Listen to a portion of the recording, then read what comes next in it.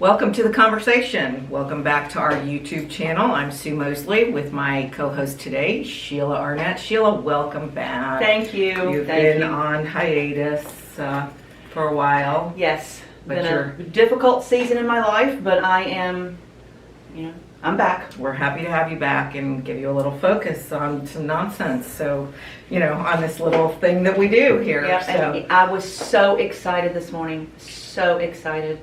My hair has actually grown back enough. I had a cow leg this morning. I was like, oh yes, it's growing back. Would I be a bad friend if I pointed out you still have the little bald spot? I know, I've got a bald spot, but But that's what friends do. But Sheila had shaved her head in solidarity because she lost her 38-year-old daughter, Jacqueline Hostetter, to cancer recently. And, I love you and we're very sorry about that. And no one should have to bury their child. And you're a trooper, and so we're all together here gonna get Sheila back on the political horse, That's so to right. speak.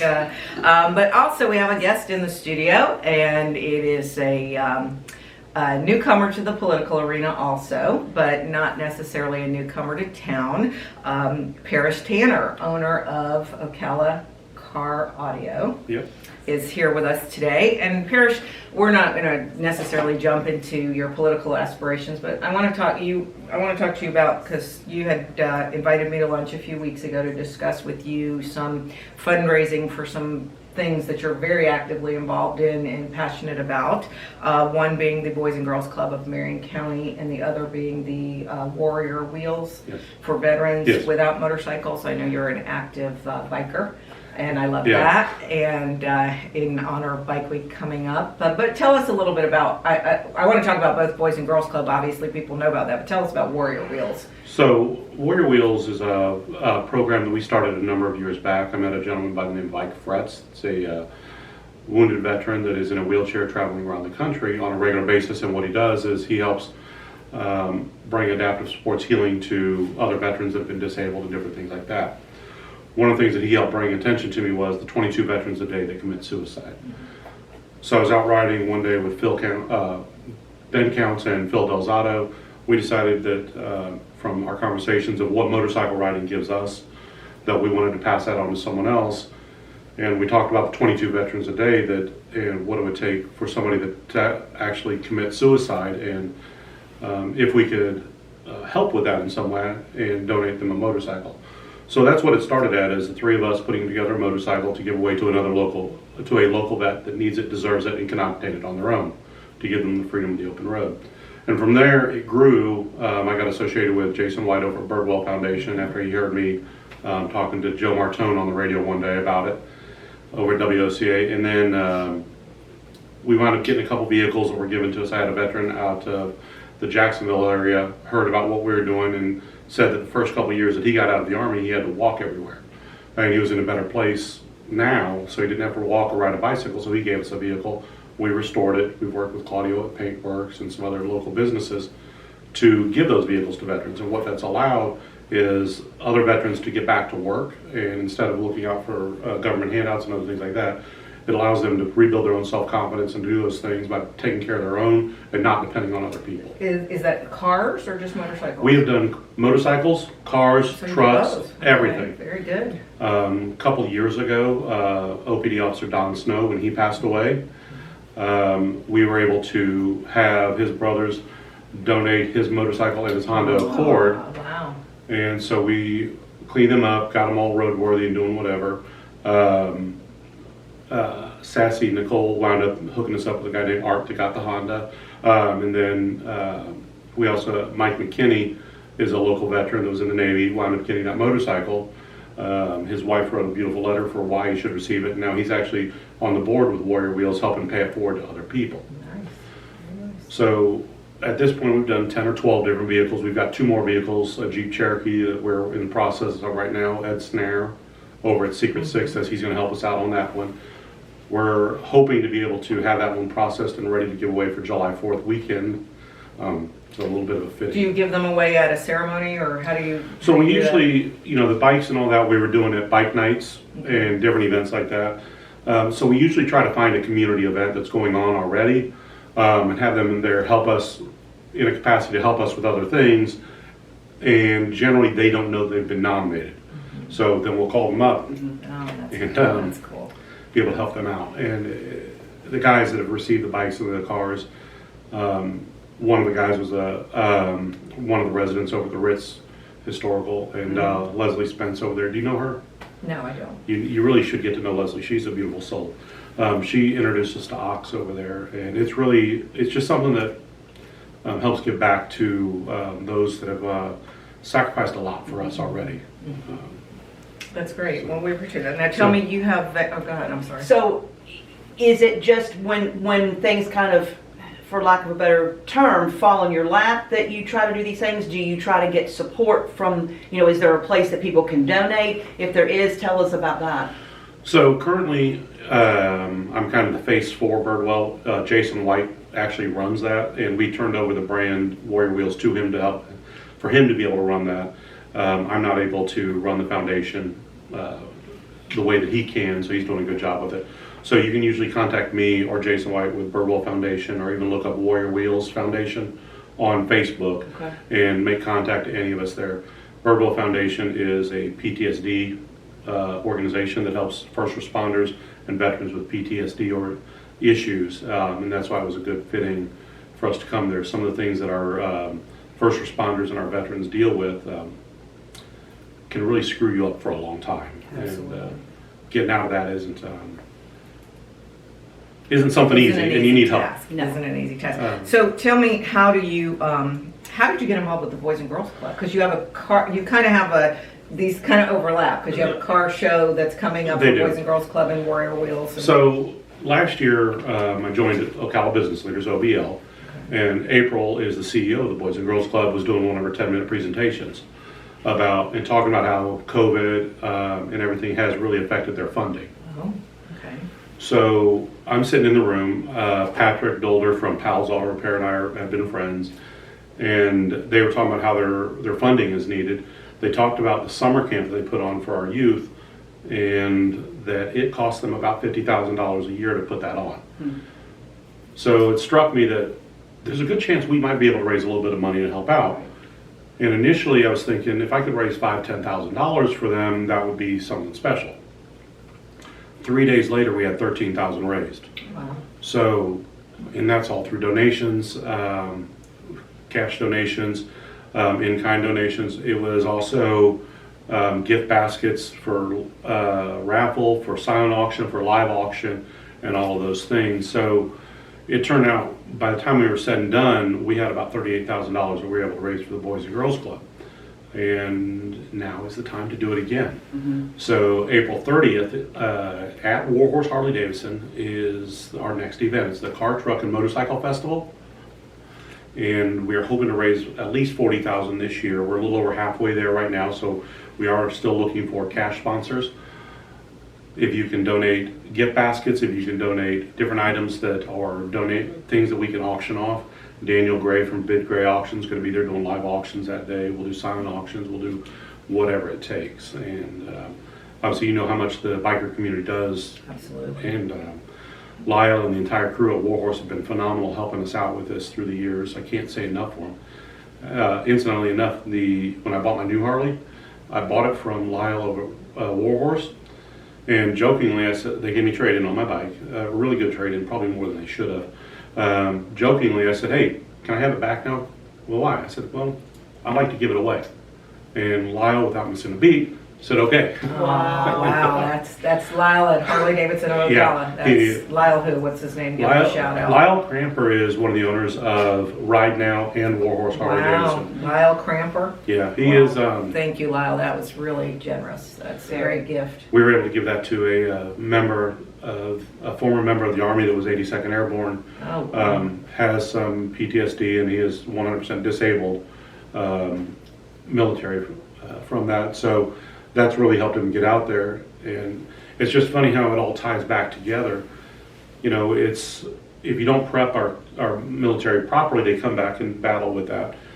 Well, I know that if we can help our kids, those are our next veterans. Those are our next employers. That's right. When I get a little bit more old and a little bit grayer than I am now, they're the ones going to be taking care of me. And we just need to give back to them and help them out now. And that's part of why I think the two of them tie together really well for us. Well, that's great. That's great. How long have you been actively involved with the Boys and Girls Club of Marion County? This will make our second event, so a little over a year now. Okay. So not as long as the Warrior Wheels side of it. So basically, you met April through. And she got me. She wrote me in. April Cervisi from Cervisi. the Boys and Girls Club of Marion County at your Ocala Business Leaders. Absolutely. Which, Bill Barnett is the president of. Is that correct? Or Yes, he who's- is. Bill Barnett is the current president on that. Tony Clayton from Ocala Electric used to be. Great organization, the Ocala Business Leaders. Y'all meet at like the crack of dawn. Yeah. Well, and Earl, when we owned Earl's Tent and Signs, Earl was a member of OBL, one of the founding members for 18 years. So Ocala Business Leaders has been around a really long time, and just they do great things. I think 26 or 28 years now. And that just solidifies the importance of networking amongst business leaders, business peers, and things. So, great things come out of it. So, And so if someone wants to donate a basket for the auction or cash, they're going to call you at Absolutely. They can get a hold of me at Ocala Car Audio and Tent. Give us that phone number. 352-512-9897.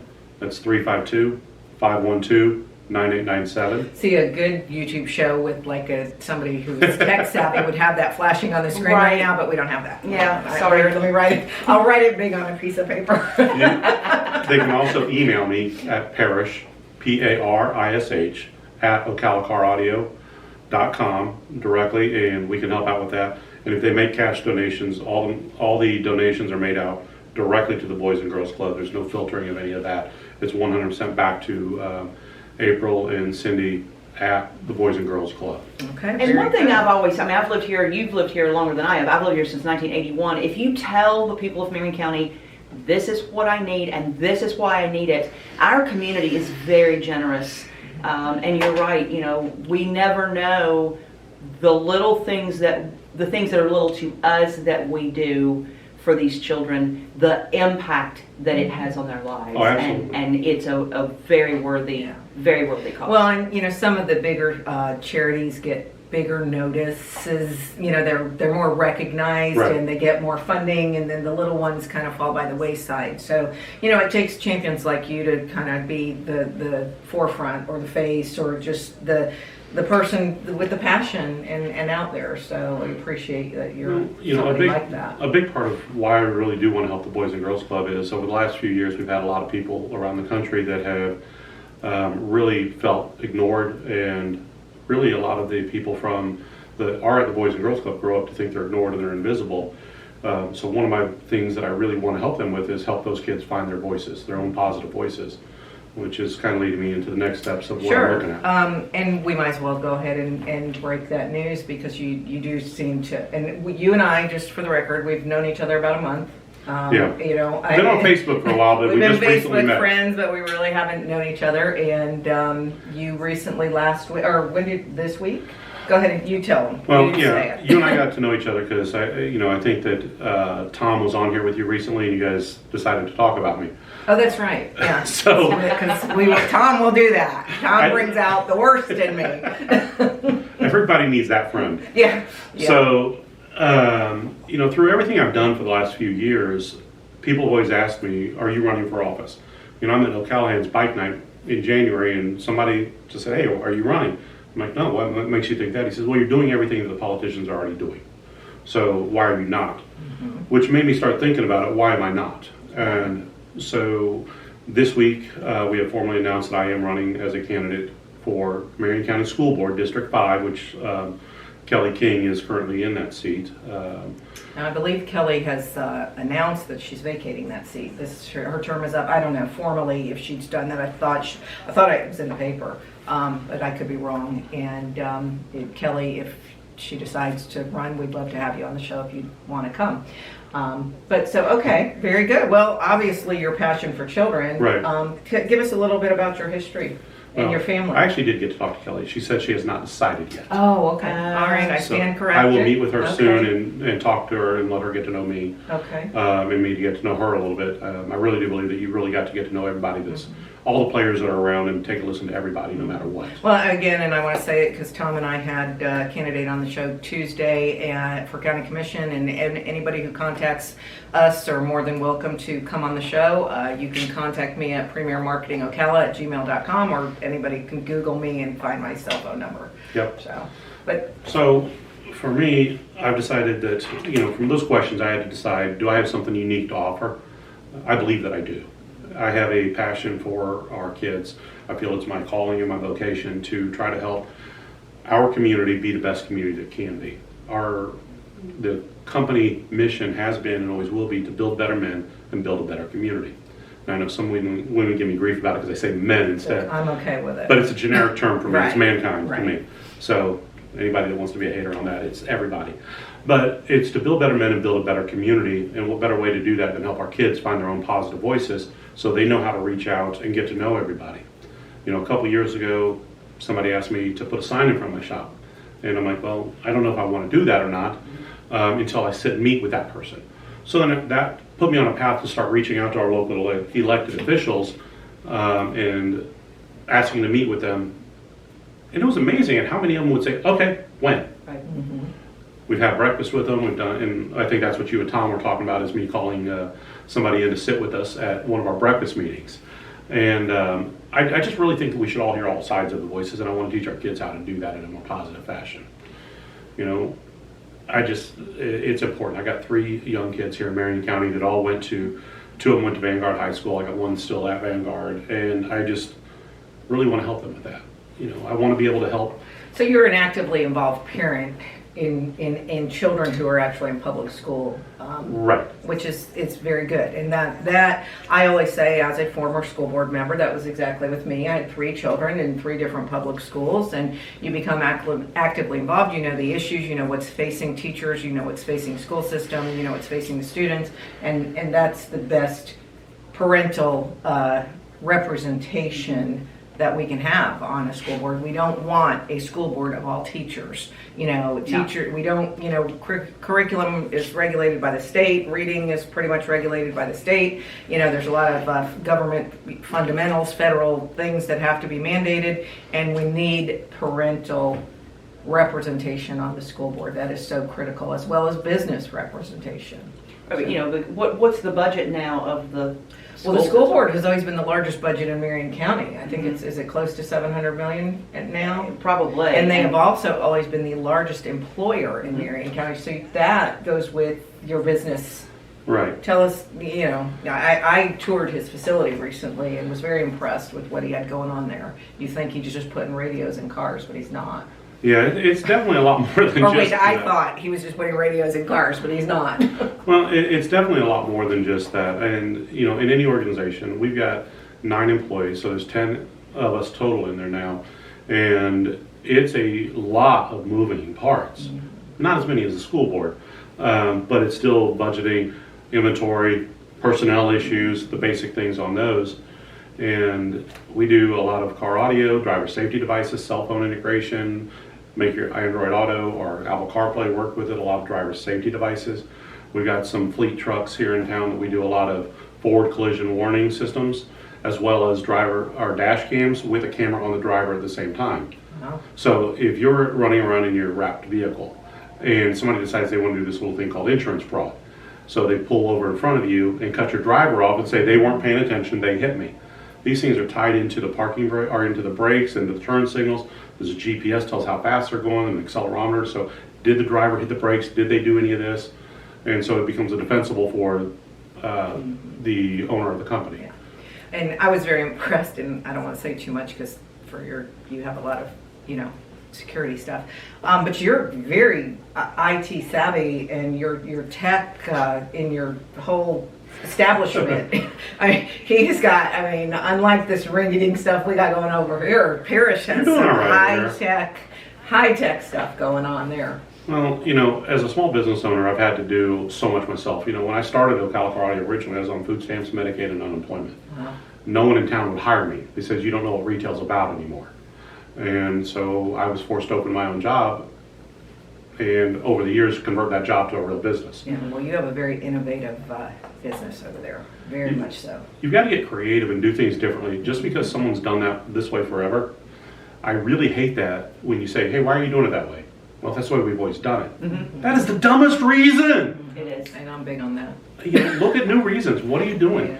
Yeah. But we've had to, I went through there, I've had to take time to get to know every bit of our business because I didn't have the money to just pay, a big company to come in and do it. I had to learn it myself. And, fortunately, I went to vocational school when I was a kid up in Springfield, Illinois, the Capital Area Vocational Center. I took communication and media, which was television production, radio production, cinematography, photography. I had no idea it was going to prep me to run my marketing department for the company that I have 35 some years later. So it's just, you never know where your education will take you. Mm-hmm. And that's one of the things I'd love to do is I'd love to learn more about what our vocational systems are here. I'd like to be able to strengthen them in a way, because I think you and I have talked about, college isn't for everybody. No. Right. Not all kids learn best in one environment.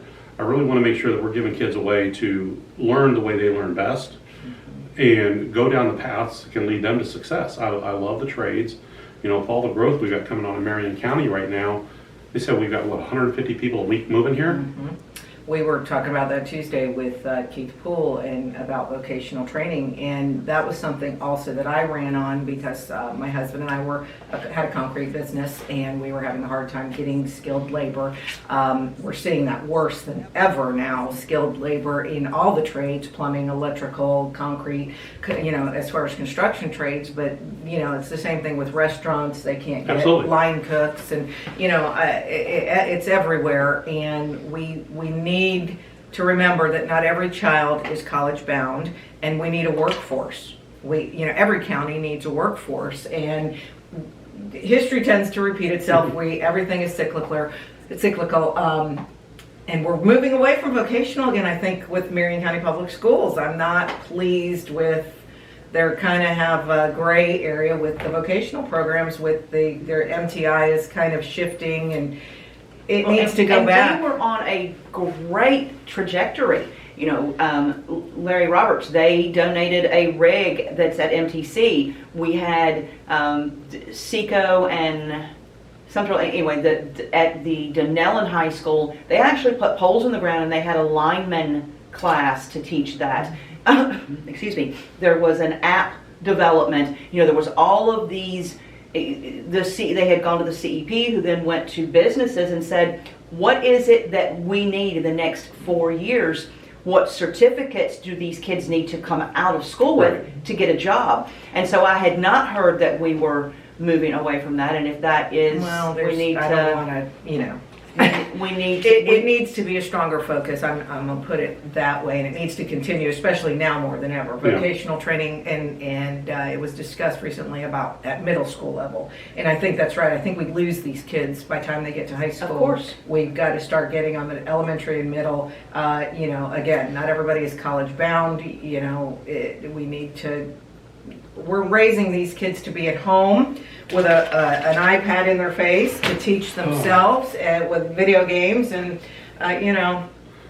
there's got to be a bigger vision as adults. We have to groom them better if the parents aren't going to do it. Well, if everyone has a liberal arts education, who's going to be the plumber? Who's going to do your concrete work? Who's going to be the electricians? We've got to have all that. We need all of those things. You dry up in your society. workforce. You're not going to build houses, and we'll have no place to live, and their restaurants will be going out. I mean, we're seeing that where restaurants can't even stay open because they have no employees. Well, you have to bring people in from out of the area and different things like that. But I don't think it's just a county issue. I think it's everywhere. It is around the country. The glamour is not on the guy that can fix your toilet. Right. Well, what glamour is there if your septic's backed up and flowing up in your front yard? Or in your What was that, bathtub. meat Fockers, they had that issue? And the average plumber makes big money, probably bigger money than somebody who's got a college degree. Oh, absolutely. So. When you look at it, Marion County has a very high level of entrepreneurs here. Mm-hmm. Most business owners that I know are not college graduates. Mm-hmm. Most of them they're lucky to get a high school education, much less being a dropout. Right. Because they know they have to struggle, they got to fight, they're going to have to make something happen on their own, and that's the drive and the entrepreneurial spirit that I think drives us. And let's talk about you. You have a whole kind of your family perspective because your wife, Shauna, is a director over at Angels in Arms. Yes. Which is the Blessed Trinity daycare preschool facility. And I enjoyed finding a picture of your granddaughter with me playing Santa. That was the cutest thing. The other night I get a text from him and I'm like, what is this? And so I, like an idiot, I write him back, oh my God, that's my granddaughter. And he goes, my wife figured that out. And so that was very sweet. I sent it to my daughter. She says, and it came up, I guess, as a memory or something. Yeah. And she said, why are you rehashing Christmas memories? What's happening? And I said, nothing's happening. Santa sent it to me. Yeah. So, when I was a kid, I worked at a church up in Illinois in their daycare program. Okay. When I was a teenager, and it was a 3 to 5 year olds, I helped out with that. And, we've got mixed education in our family. We've done, we let the first couple of years of our kids go to Blessed Trinity and realize that it's a great school for a lot of kids. Our kids were going to excel better in the public environment. Nothing wrong with Blessed Trinity. It works great for a lot of people. But while we were there, we also prepped and brought our kids in through Angels in Arms. And Miss Jan, she was just a phenomenal force there. I love her to death, and we're getting ready to, St. Patrick's Day is coming up soon. We have her corned beef and cabbage recipe we'll be making. I love that one. So it's exciting. But it's exciting to us Catholics. No, it's just Miss Jan. She was such. I know people. My grandkids went through Angels in Arms and BT as well, and so we have a little thing in common there. You and I. I think it is impossible Not everybody can understand. to remember Miss Jan without. She's still an awesome woman. I talk to her on Facebook from time to time, but you cannot think of her without smiling. She was. I went through some rough times at different times, and Miss Jan was always a great ear, and it was like, what is it, Miss Vivian? Miss Vivian's phenomenal. Everybody knew Vivian, and she was just an amazing Miss Merrill. I talked to her the other day on Facebook. I'm going to go meet her soon. Well, good. But so through that, I wound up serving on their board of their advisory board there for a number of years. Was president for that. At Blessed Trinity or at Angels? At Angels in Arms. Okay. So that's where we stayed our focus on. And then I did run for school board once at Blessed Trinity. Didn't go anywhere. But my wife has been at Angels in Arms for almost ever since 2008. She left for a year and went to public school over at Greenways Elementary for 1 year, and then went back to Angels in Arms. And now she's one of the assistant directors down in the Babyland area. Aw, that's very good. She's been there for a long time. So obviously you have a family passion of children, and that speaks volumes with everything you're saying and all that you're doing. So I think school board is a good fit for you right now. And I've got one of my daughters that went through public school as well. She's got special needs, some mental health issues, different things like the ADHD, obsessive defiant disorder. Great, strong girl. But I think that Blessed Trinity wasn't prepared for a girl like her. And even Marion County Public Schools weren't prepared for her. And as a young parent, I didn't know how to handle that. So that's one of the things that I really want to be able to help. And when I'm talking about, I want to give all kids a voice, my daughter didn't know how to have her voice heard and to make things right. And I didn't know how to help her. And that's why I really want to get involved and help with those other things better. She's 19 now, and she's got her first full-time job. She's went from part-time to full-time. Awesome. And her goal now is to work with troubled youth that are kids like her that now she can help. I took her lunch the other day at her new job, and I said, "You realize you were a patient here when you were a kid, right?" She said, "No." So it's just kind of comes full circle. It That's does. very gratifying. So to me, it's just. But you just made the best point that you could probably make from a political perspective. Is that as a parent, you didn't know how to help. She didn't know how to ask. So the system failed your child, and it happens to a lot of people. When you're 20 years old and you have kids and you barely know who you are, and you're not going to argue with a seasoned teacher who's got 30 kids to take care of and doesn't recognize that your child. I went through it myself with one of my kids. Some of those teachers, they're not prepared to be able to help. Sure. My daughter was a handful. She is a mix of her mother and me. She's a handful. I had one of those. And her being in a class with 30 other kids isn't the best for that teacher. It's not fair to that teacher, and it's not fair to the other kids in that class either. Not that it's wrong not that any of them are bad. It's just it wasn't the right environment. Right.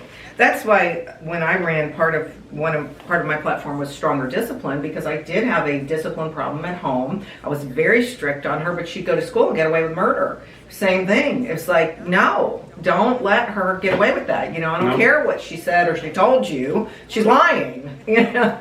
Yeah, my Jacqueline was that way. When we moved back to Ocala, the staff at Forest High School, I could go walk on campus, go look in the door of her classroom and wave to her because she was a habitual skipping school. And and they would watch all these kids just walk off the campus, and I'm like, yeah. And so and then my daughter became the rock star she did, and did a lot of what you're talking about. She taught my grandchildren. She didn't only talk the talk, but she showed them how to walk the walk. Right. This is what you do to give back. This is how you, when we're doing these events, because you go to the Strawberry Festival or to the event you're doing, you're sweaty, you're hot, you're tired, you have to set it up, you have to tear it down. It's a lot of work. And so it sounds like that you have taught your children also, this is what you do and this is how you do it. Well, and not to be afraid of hard work. Mm-hmm. Well, imagine that. And that life's not easy. I grew up in Illinois, Springfield, Illinois. Mm-hmm. Abraham Lincoln was one of the people that you cannot get away from in Springfield, Illinois. Right. And I believe it was in the Gettysburg Address, he talked about government of the people, for the people, by the people. So to me, as I've gotten older, I realized that, well, they need to do something. Wait a minute. We are the government. Right. We need to take that back. We need to take a charge. And I can't point the finger at someone else, because if I'm doing this to you, I've got 3 pointing back at me. That's right. And so I think that's part of what's made me say, okay, well, I need to find a way to get more active and get involved in giving back to them. Whenever our kids, whenever they grow up, they're going to be the ones taking care of us when we get old. And we need them to. So it sounds like when you are in that seat, you're going to be an accessible school board member that people can call when they are having issues. I think that's the key with any of it. And like I talked about earlier with the politicians and stuff that we've met, over the last couple of years, it's been amazing at how accessible a lot of them have been to me. And then there's others that I've had to reach through this person, and not till I put a post out 2-3 weeks later of getting ignored, now they'll meet with me. Mm-hmm. I've had that. I mean, yes. I don't care what you look like, what I look like. I think both of you have been in my office briefly, but there's a picture, 2 paintings that one of the local artists did for me of my father and I. So half my face is a skull and half his face is a skull. Under a black light, it says, "I am my father's son."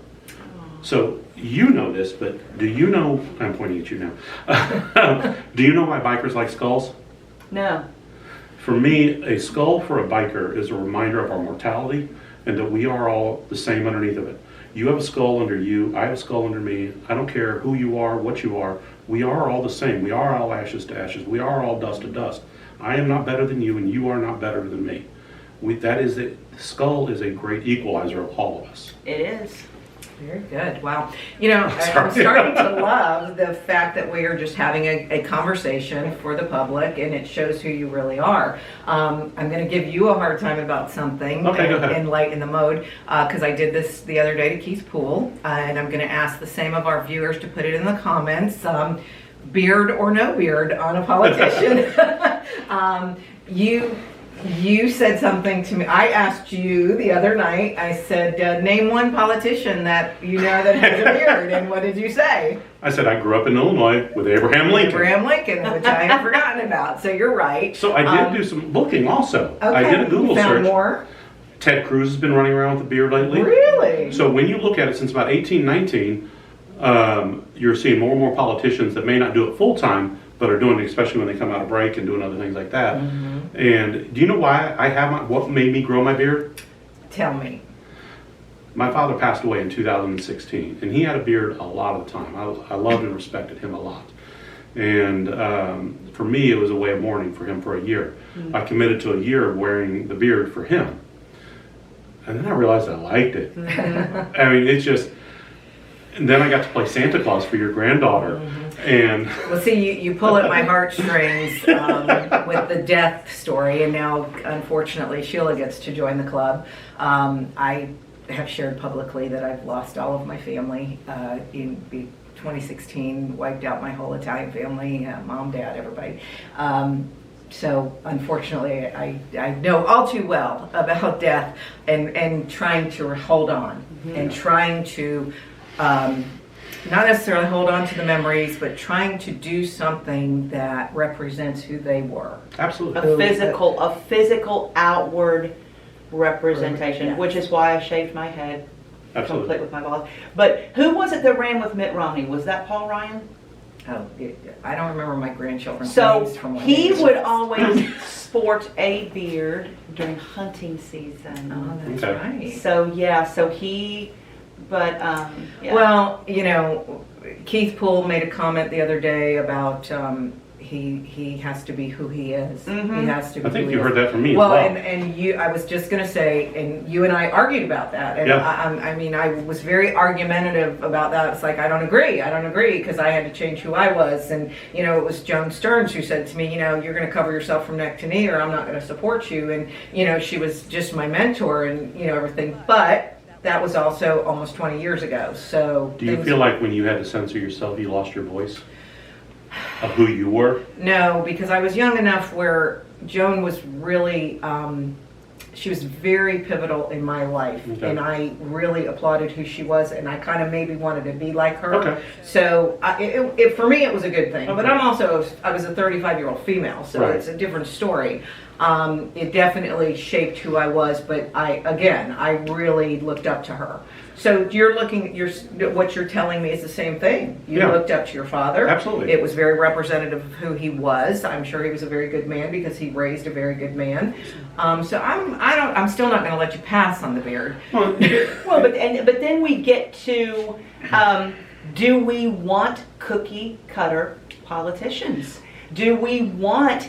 Don't we want the businessman that gives back to veterans, that does all of these things, and so if that is their look, It goes back to you and I have talked about how people vote and the uninformed voters. So, you'll be a good litmus test, you and Keith both, to see if it no longer that people are looking for the clean cut, red tie, honest politician who's really sorry as hell and doesn't do anything for us, Right. versus the real, biker dude with the beard, businessman who's out there, making a difference. well, then we had Glenn Youngkin that just won governor of Virginia, and how the left media, they crucified him over that vest that he had on. He was, what is it with this vest? Why doesn't he have on a jacket? Why isn't he? And go look at TV right now. Rick Scott's new commercial. He's got a hunting vest on, and I'm like, I looked at Earl and I said, have you ever? I've seen him in like a button-up shirt, but never with a vest. I'm like, huh. So see, you and Keith Poole may be the new trend. Yeah. It goes to something else. Since I've been kicking this around, and I announced, and I spoke to a couple other people since I filed the other day, that before I do that, I need to go and scrub my Facebook. Man, I've lived a really public life for a long time. You're gonna like me or you're not. I'm not going through and scrubbing it. I am who I am, and it always means I love Saturday morning cartoons. You realize the minute this airs, everybody and their brother is going to go to your Facebook and. But good. Then gotta that means they will see all the things that you have done, and that you are a real person. And again, is that what we want? Don't we want to be able to identify with our politicians, not be afraid that they're this unattainable person, and that we can actually there is nothing worse than having an issue with your child and having no one listen to you. You feel lost. You do. really or do. no one who understands. And you've proved just in these few minutes that you definitely understand about the special needs of certain children. And when it comes to the special needs of the children, PTSD, those are similar issues that we're dealing with. And I don't think anyone can ever truly understand what that person's going through. You can just understand they're going through their own personal hell and be sympathetic to that. We talk about loss of family, and I don't know exactly how you're going through it. I just know that it's different for each one of us. and you got to be sympathetic to that. Absolutely, absolutely. Everybody grieves differently. It's a horrible thing. There's no time frame. You can't put a time frame on it, especially when you lose your parents or a child at a young age. And it's just never, so. On my Harley keychain, I have a 30-06 shell casing from my dad's 21 gun salute. But I punched that out. We kept it, and that's on the keychain for my Harley. So he's always riding with me because he's the one that introduced me. Was your dad in the military? He was. He was a Marine. Were as you well. in the military? I was in the Navy.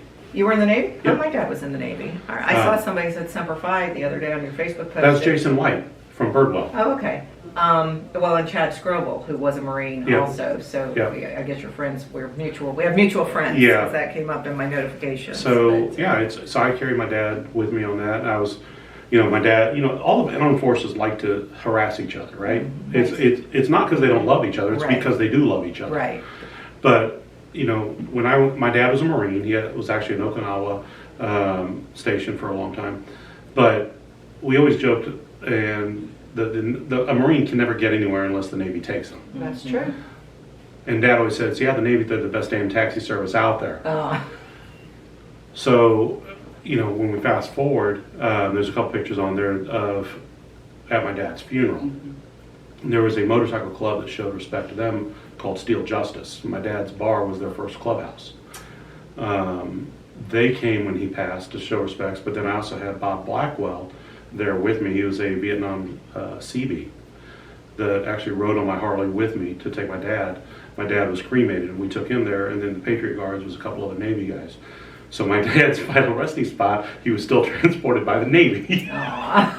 See that? When we were, the day after my daughter's celebration of life in Virginia, the Natural Bridge, she lived where I grew up. And so a group of us went to the Natural Bridge. George Washington he was a surveyor and had his initials was carved there. Virginia Military Institute is there, Washington University. But we went to the bridge, and there was a couple there, and I asked to take them if they would take the group photo. Yeah. And we chatted for a little while, and they are both in the Coast Guard. Okay, cool. And many years ago, I published a magazine in the Villages, and I had interviewed a Navy veteran, great guy, and he told me this joke about the Coast Guard. And so I told this couple, I said, and they're both, he was like 5'10", she was like 5'8", and I said, do you know why you have to be over 6 feet tall to be in the Coast Guard? And they look at each other and they say, okay, this is not one we've heard before, go ahead and tell us. And I said, well, that way if you fall overboard, you can stand up. And it's all about the love of that. That's Yes. right. That's right. You're different, but you're the same. Well, you're still serving our country. It's about patriotism, and we're seeing, we're watching the patriotism of the country of Ukraine right now. Oh, that's awesome. And it is. America needs to learn from the Ukrainians, and because how many of our weak-ass people we have here that are only worried about stupid stuff would actually grab a gun like grandma did over in Ukraine, and Exactly. or the young men and women or the parents or the grandparents that are going out and fighting to protect their country. Well, It's the funniest amazing. thing I've heard about there is the electronic road signs. The Ukrainians have taken all the messages off of them, so the Russians don't know where they're going. Oh, how sad. So they're stopping. That They're is stopping great. and asking the Ukrainians how to get somewhere. Someone creative in Ukraine, whatever the Ukrainians Listen, have my written hats off to- FU on some of Yeah, the and electronic we're saying signs. that. I think the beauty part of this is a year from now, Ukraine is going to become a tourist destination. Right. Everybody's going to want to go. So, listen, we're running long, and I don't want to do that. So we want to keep people entertained. But Parish Tanner, running for School Board District 5, is it? Absolutely, yes. And we are very glad to have you. We'll certainly have you again. We'll have any candidate or anybody who's thinking about running or has filed to run. You're welcome to call me or email me and do the show. Please like and subscribe to the channel, and Sheila, wrap it up for us. So we have something exciting happening this weekend in Marion County. It is the annual Habitat for Humanity Strawberry Festival. It's going to be at the McPherson Complex. Habitat, this is their largest fundraiser as they are building homes, helping families, helping them to have their own home. It's always fun. There's a lot of vendors. A couple of years ago, there were 150 vendors, and I think I've heard there's more than that this time. So it's going to be, the weather's going to be beautiful. Come out to the Strawberry Festival at McPherson and support Habitat for Humanity. What time? 9 to 5. April 7th is King of the Wing competition. You can go on Facebook. King of the Wing 2022 is the Facebook page, and get your tickets from the Eventbrite.